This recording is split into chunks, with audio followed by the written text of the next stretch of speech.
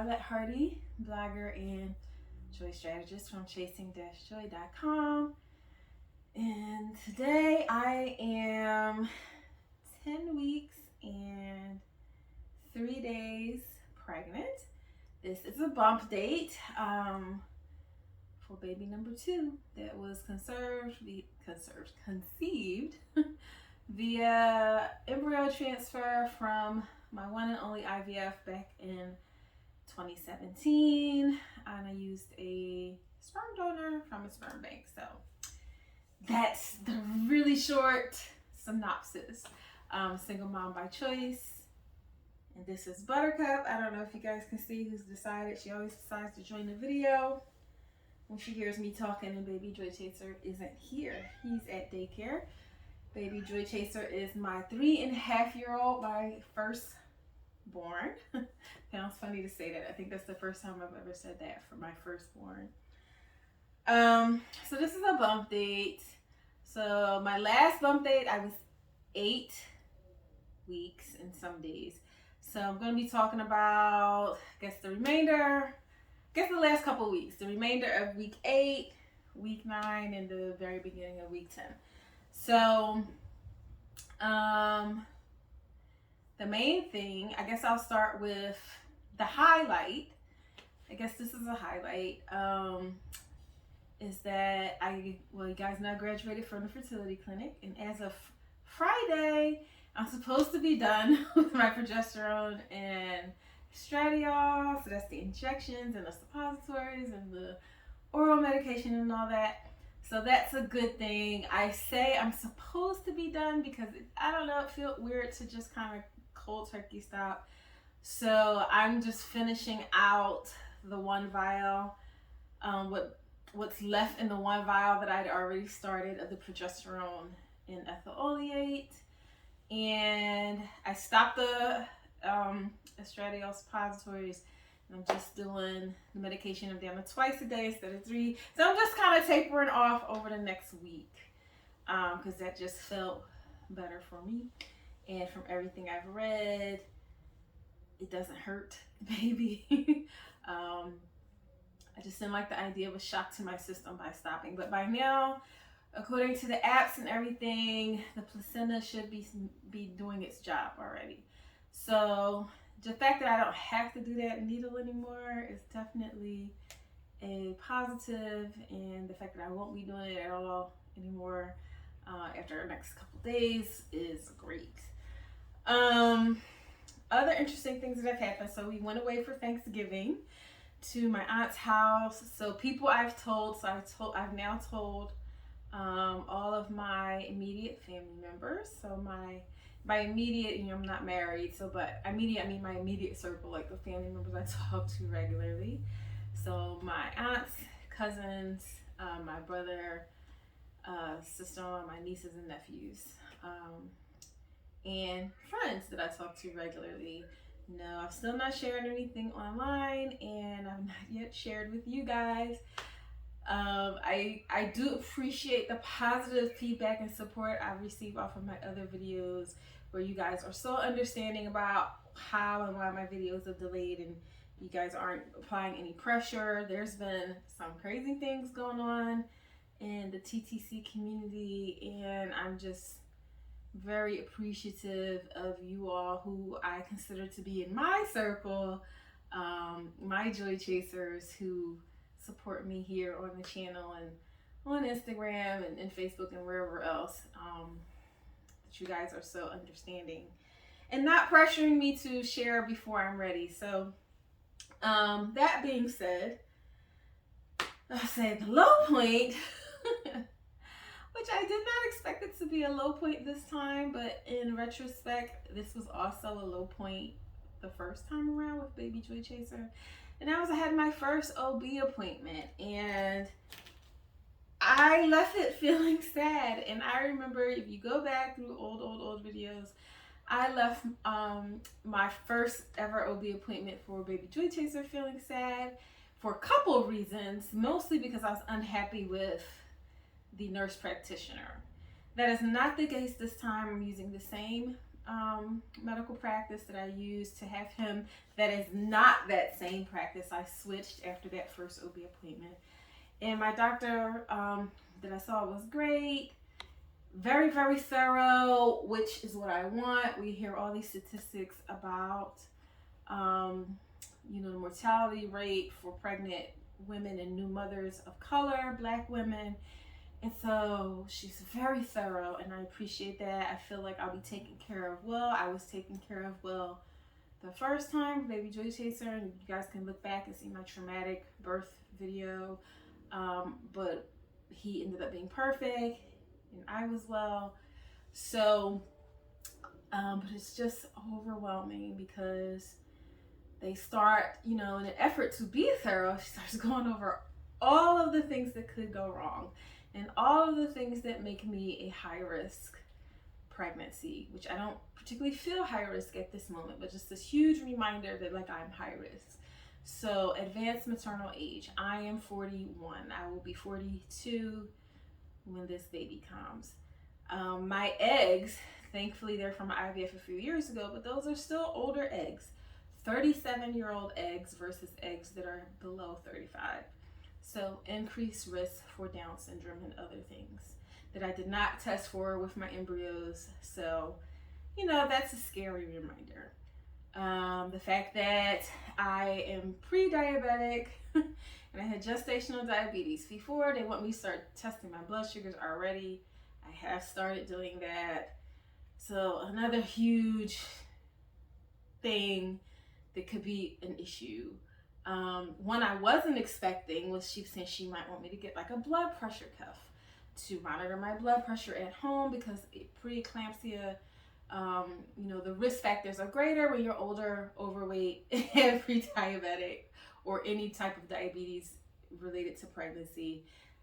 So she might want me to start monitoring that at home. So another thing to feel anxious about.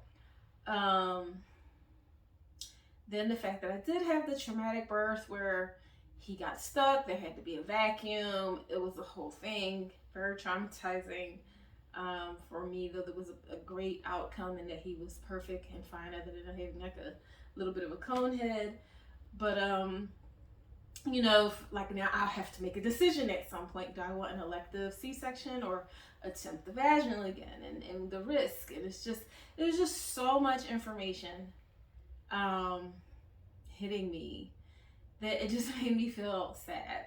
And then on top of that, I was looking forward to hearing the heartbeat in the doctor's office.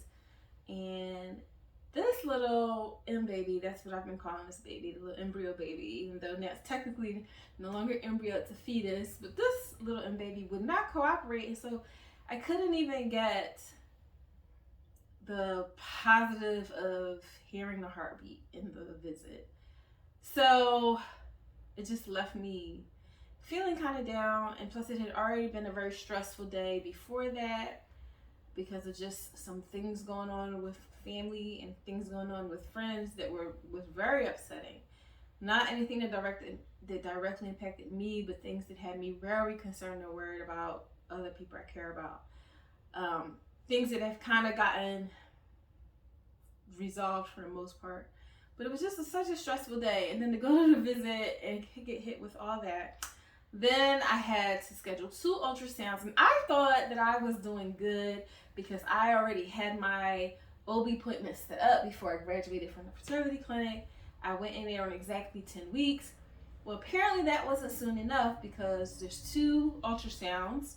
One is a non-invasive testing where they will look for potential signs of Down syndrome and stuff like that. Well, you have to get that before 14 weeks.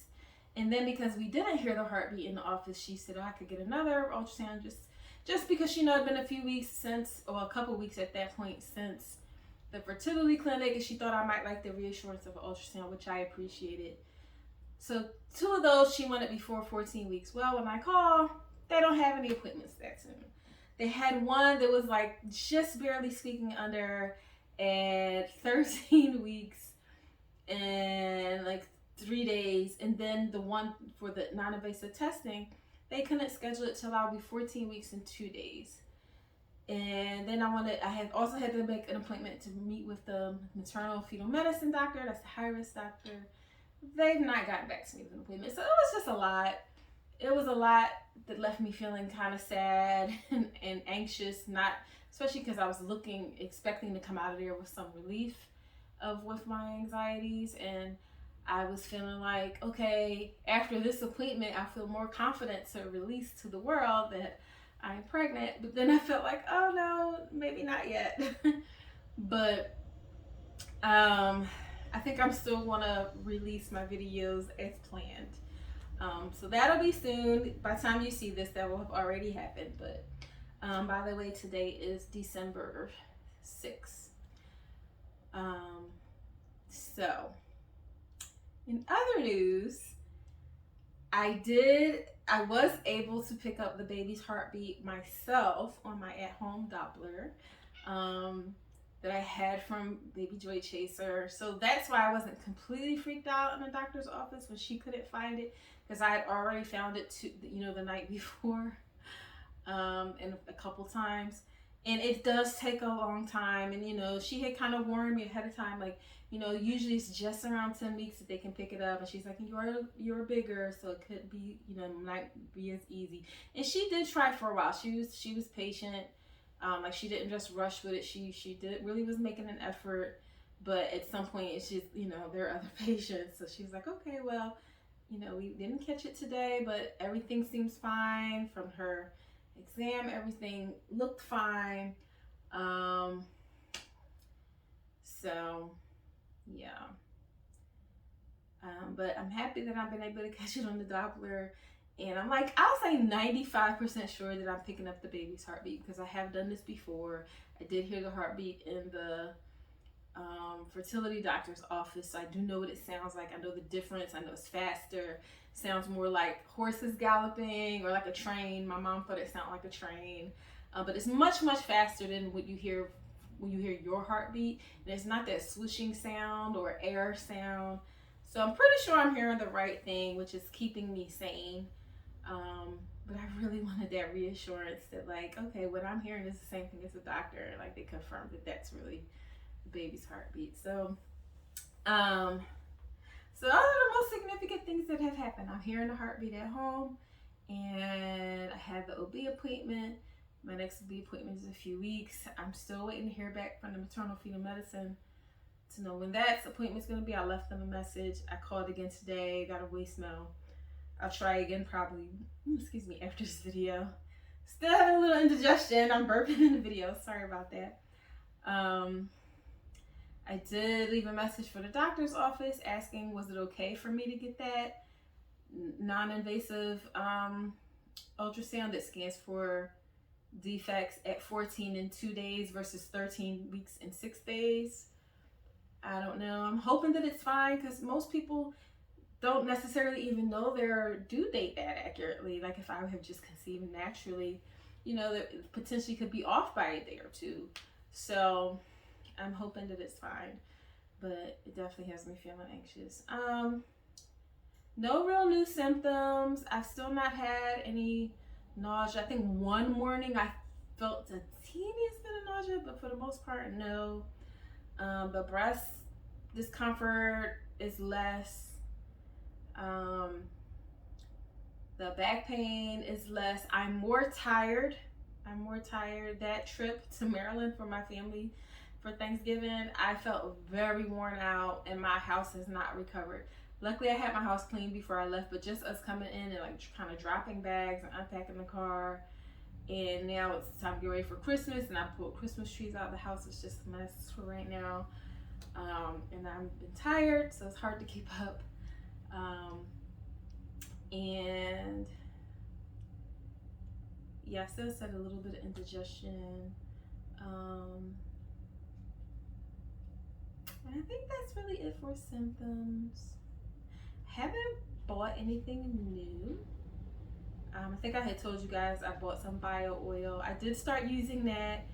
I'm not showing yet because I'm a bigger girl, but my pants are tighter. I'll show you guys when I stand up for my bump shot that most of my jeans now I cannot button. Only like one pair of the like looser ones.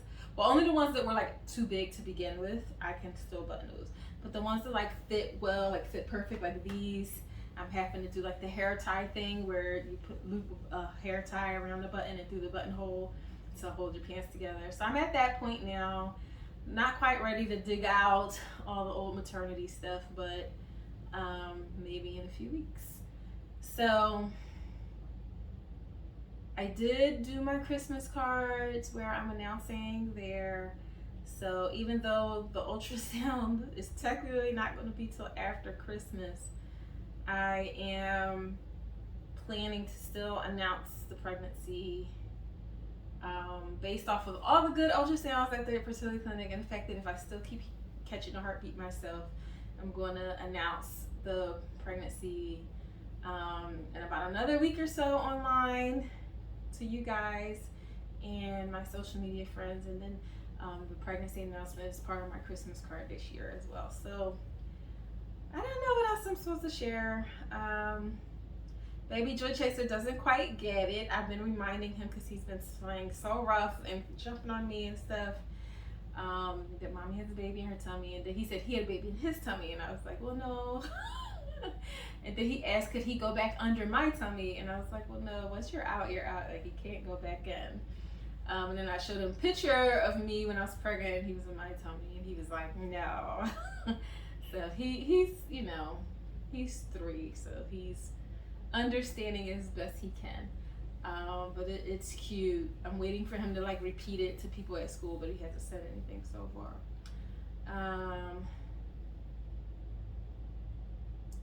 No new medications, so I did want to say one thing. So I had just released, as I'm recording this, I just released a video about all the medications I was taking.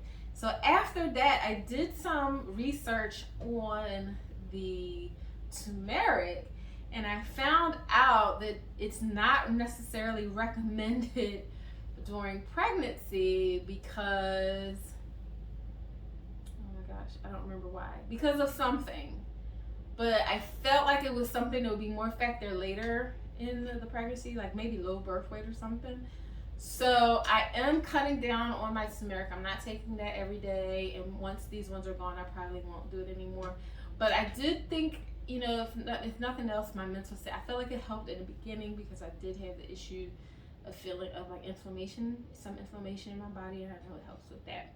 But just wanted to update that. So not really doing the turmeric once I'm kind of done with what I have. Coming off of the progesterone, coming off of that estradiol. I'm still doing the metformin. They want me to keep with that until the maternal feeding medicine people tell me to stop, which will probably be after the first trimester. Oh, then at the OB point, when she was talking about they'll probably want to just switch me to insulin. And I'm like, last time I was able to control the gestation diabetes with diet up until the last 2 weeks. So like I would at least like them to give me the chance before they automatically put me on insulin. But I'll have that conversation when we really get to it. But it was just a lot. It was a lot.